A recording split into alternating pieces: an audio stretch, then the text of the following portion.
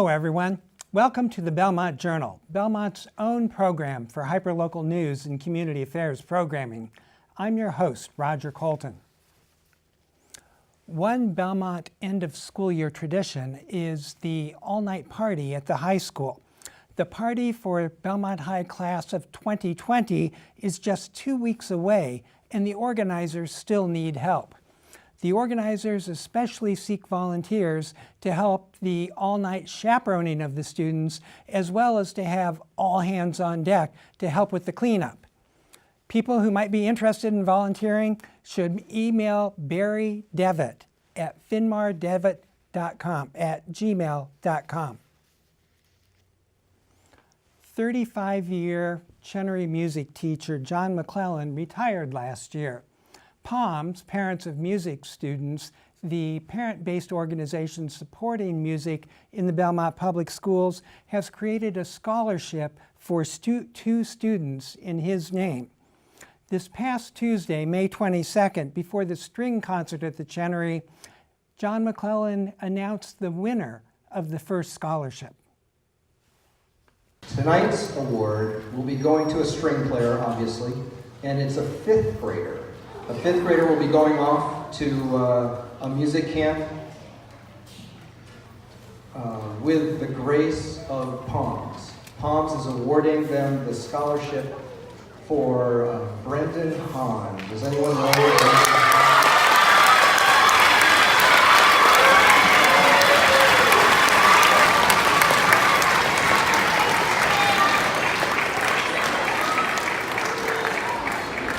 Welcome to This Week in the Belmontonian, Belmont's online source for hyperlocal news. I have with me today Franklin Tucker, who is the editor and publisher of the Belmontonian.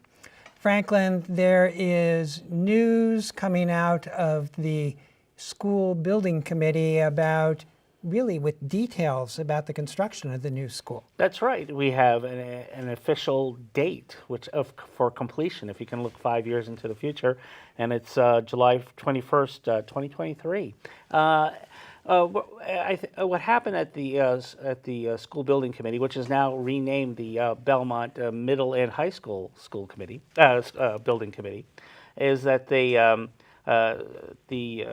general contractor Skanska came with a detailed report on what's going to be happening with the school, and so now we know when some major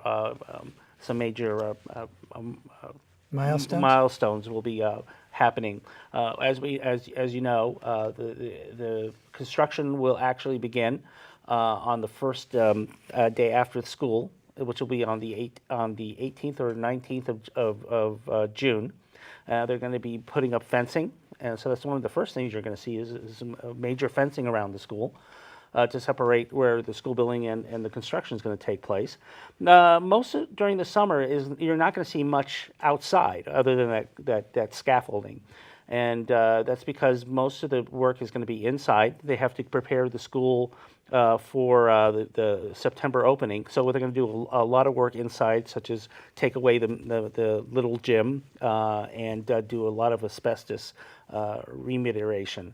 What you're then going to see in September is that the real first work you're going to see is the pylons going in to stabilize the foundation.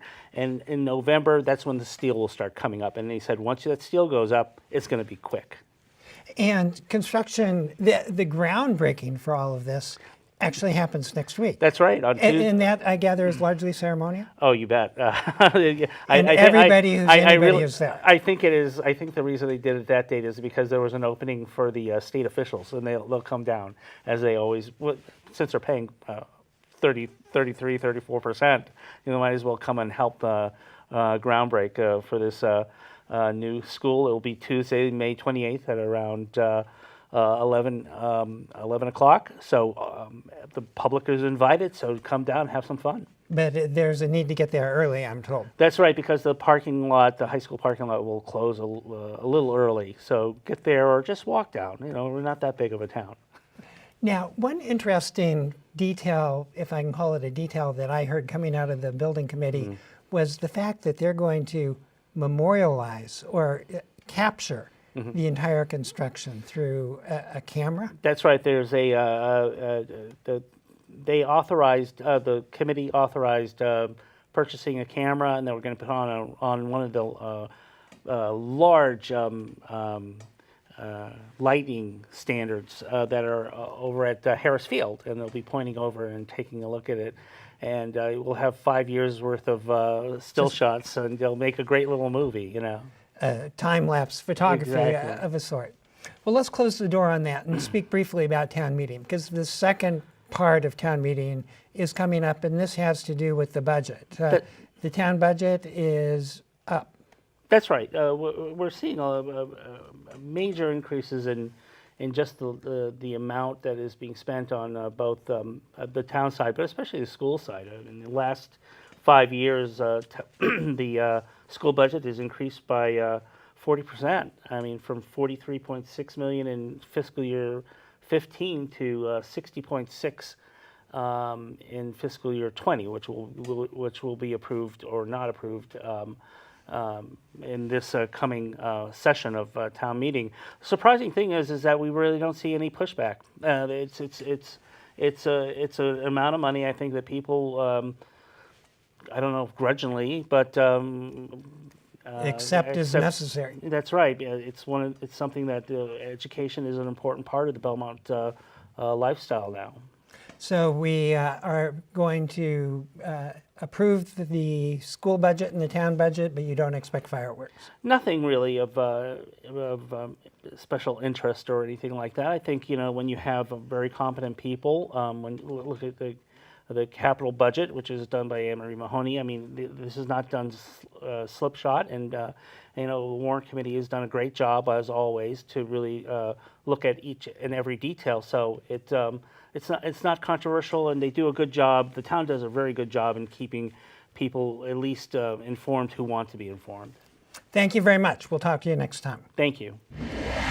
Welcome to This Week in the Belmont Citizen-Herald. I have with me today Joanna Juvelis, who is the senior multimedia journalist for the Citizen-Herald and for Wicked Local Belmont, Belmont's print and online source for local news. So tell me about grass. Tell me about grass. That is a T-shirt that I saw someone wearing at Town Day, and I couldn't get over it. It's basically for a campaign that's being run by Belmont resident Cabell Eames. She's starting her own 501c3 called, you wrote it down for me. The League for Better Health and Safety. Yes, and she is very concerned about synthetic turf fields, especially with the Belmont High School project, whether or not they're going to be putting one of those in. And do you want to know why? Why is that? Because, let me ask you about grass. Well, since 2016, these synthetic turf fields have been under review by the CDC and the EPA because they could potentially cause health risks. They are made with what's called crumb rubber, which is basically crumbled up waste tires. You know, yes. Did I get that right? Yes. And they contain carcinogenic chemicals. They also burn athletes, but I think a lot of people think that it might increase your risk of a certain kind of cancer, Hodgkin's lymphoma. They think that's why it's under review. But it's not simply the high school in Belmont. The Wellington has a synthetic turf They already field. have it in there, yes, because this only really started being reviewed in 2016, and as you know, that school was built before 2016, and they did put that in. However, there's another school in Belmont, the Burbank Elementary School, where they recently put in a turf field as part of the recent renovations that they did, and I'm waiting to get an answer from the facilities director. I asked him right before I came on the show today, what kind of material is that turf made with? And he said he'd have an answer for me, but not in time for the show. So the Belmont High Building Committee is considering, hasn't ruled anything out. They're considering all organic fields. They're considering organic, but it doesn't mean that they've ruled out artificial. Okay, let's turn to a different part of the high school. There is a new assistant principal for it's actually the Chenery Middle School now, soon to be part of the big high school, the Belmont Middle and High School. They hired a new upper middle school assistant principal to replace Torrance Lewis, who's leaving June 30th. Okay. Her name is Jody Cohen, and she starts July 1st, and she's coming from Newton North, where she's been a science teacher for 20 years. And one of the big things about Newton North is that it's got 2,000 Over or more students. 2,000. So she has a lot of experience with a big school, which is a plus. She's also been very active in trying to get kids to stop vaping. That's a big thing for her that she's involved with. Vaping's been a problem. And she will help with some of the diversity issues at the high school and middle school. She's on the Black Leadership Council. Yes. So we will be welcoming Jody Cohen to Belmont High and the new middle school. Yes. July soon. 1st she'll start, but she'll be at the high school in 2 years, I guess. Okay. And finally, the ice rink. The ice rink is, sounds like it's on a fast track. We're expecting an RFP soon. Things are happening, yes. As you know, Skip Figliarolo Rink is on its last leg. Everybody's talked about it. They were looking at the incinerator site as a possible place to put it. That is off the table, so now it's going to stay on the campus. But what they're looking at now is a public-private partnership, and they're drafting a request for proposal for that. And on May 30th at 7 o'clock at the Beach Street Center, they want public input on this RFP for the public-private partnership. So it's an important meeting for anyone who cares about the future of the rink. And the RFP is expected to be issued in September. September they want to send it out. And then it all moves quickly. They're hoping to get proposals and decide on who it's going to be before a special town meeting in November, and then they want to have a special town meeting where town meeting will vote whether or not to approve it. Yeah. That's great. Things are happening. Yeah. Well, thank you for talking with us today. You're We'll talk welcome. to you next time. You're welcome. The Powers Music School once again has organized its workshop week. The initiative is designed to help Belmont residents both try and enjoy music in a different way. Belmont Journal volunteer Chet Messer has the story.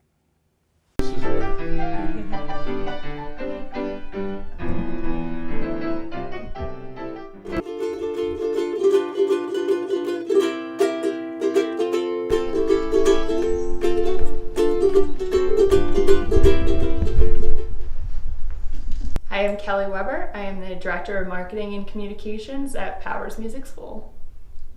I have about 15 or 16 different studios, and here is one of them.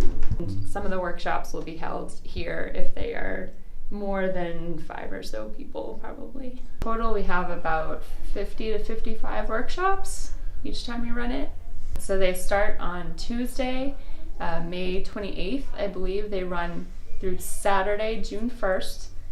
We have roughly about 10 each day. There's a lot on Saturday. But this time I'm going to do a workshop on ukulele for beginners mostly. I will say that a person that plays guitar should have a pretty quick and easy understanding of how the ukulele works. And then I am fortunate enough that I tour regularly with some great musicians from Crete who play contemporary modal music, so music from all over the Middle East, North Africa, as far east as China. It's happened to be here during workshop week, so I'm going to do a workshop on their music. Their name is Ross Daly and Kelly Thomas.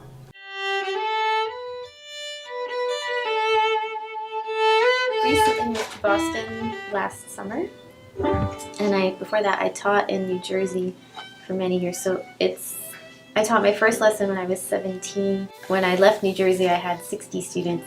You play the violin with your entire body. It's a very kinesthetic instrument. You have to move everything, and you have to be aware of your spine, feeling the spine and strengthening the muscles that support you. I became a yoga teacher quite by accident and discovered that it was the perfect complement to what I do as a teacher of violin.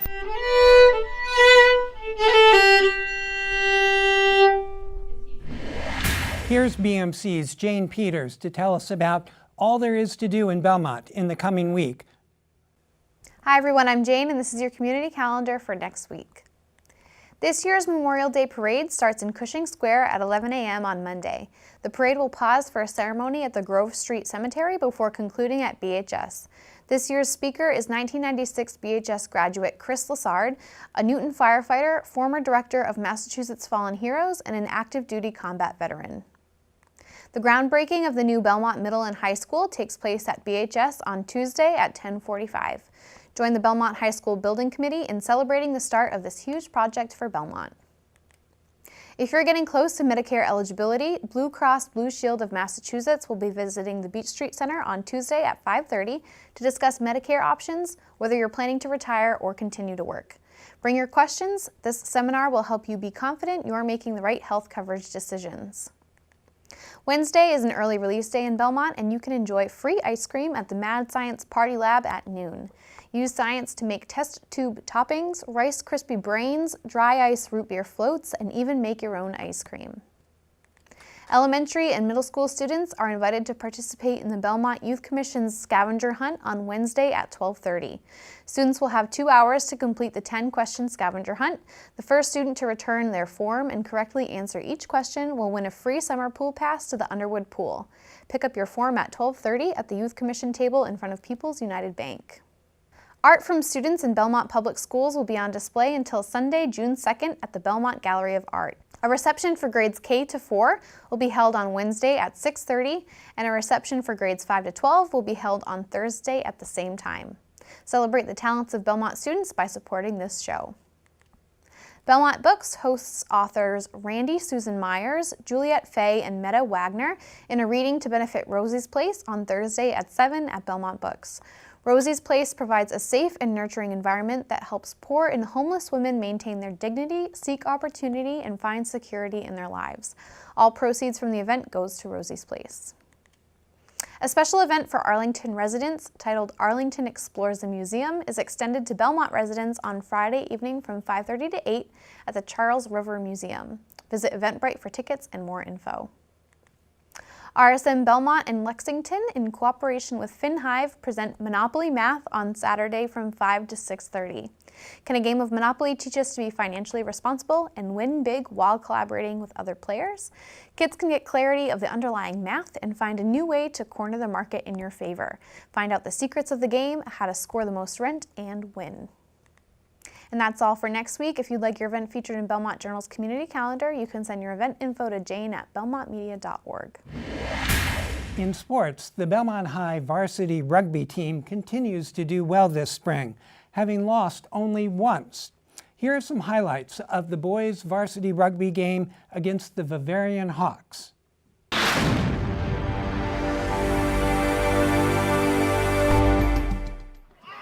Belmont does indeed win. What a great win. John, out to Sam. Oh, that's a great try. And John Bravo in for a very quick try here. Into contact, Belmont winning. And Sam with a strong run, swings it wide. Back out to the outside. Oh, he's got some pace. And there goes Armin McKaylen. Oh, nice. With a beautiful offload. And he puts it, it's gonna tap it again. See if they can run this in. Oh, it's a good try. Connor Shea. Ball played to the forwards. Bavarian once again on their back feet. That's a great try.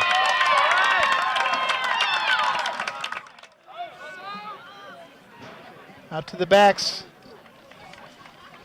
Sam Segarian.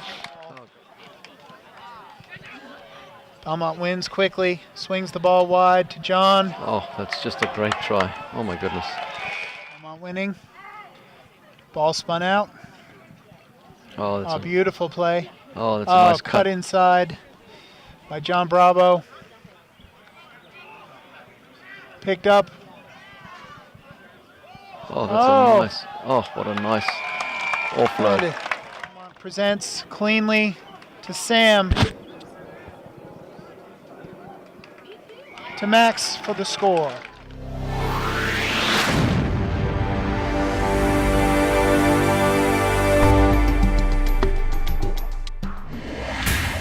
Belmont's 2019 Town Day was a rousing hit. Here's a glimpse at some of the activities that were going on. BMC's Joanna Juvelis reports. Hi, I'm Jerry from Champion Sporting Goods at Belmont Town Day. Looks like a great turnout today. Beautiful weather. We lucked out. About 2,000 to 3,000 people down here today.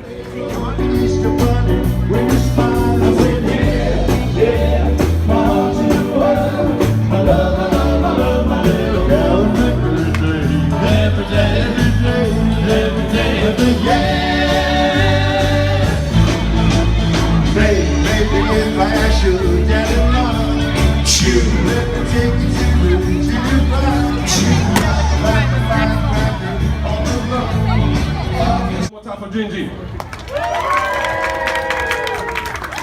CC.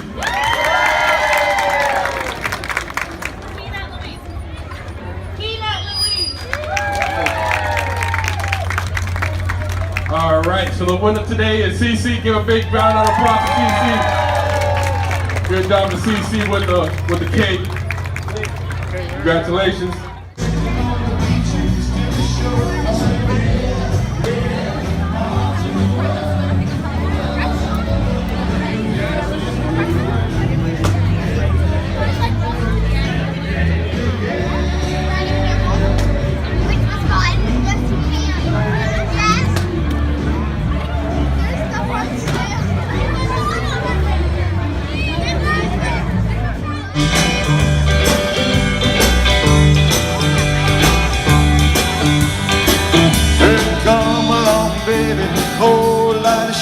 Going on. Say come along, baby, really got the boom right on. We're playing whole lot of shake going on.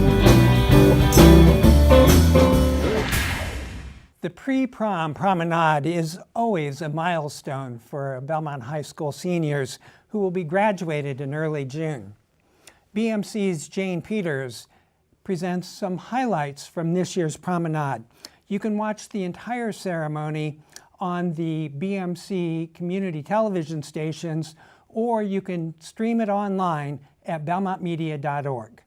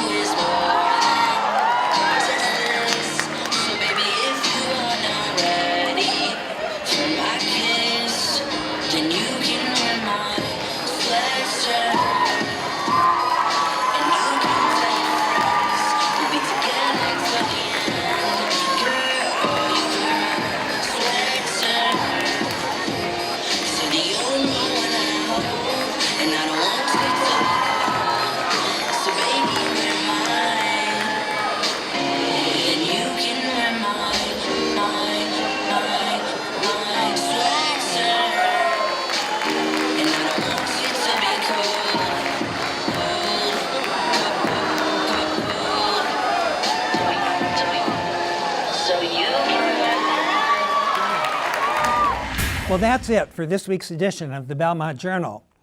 Before we leave, I want to invite you to watch a special Belmont Journal show where I interview Claire Colburn, the chair of the Belmont High Building Committee.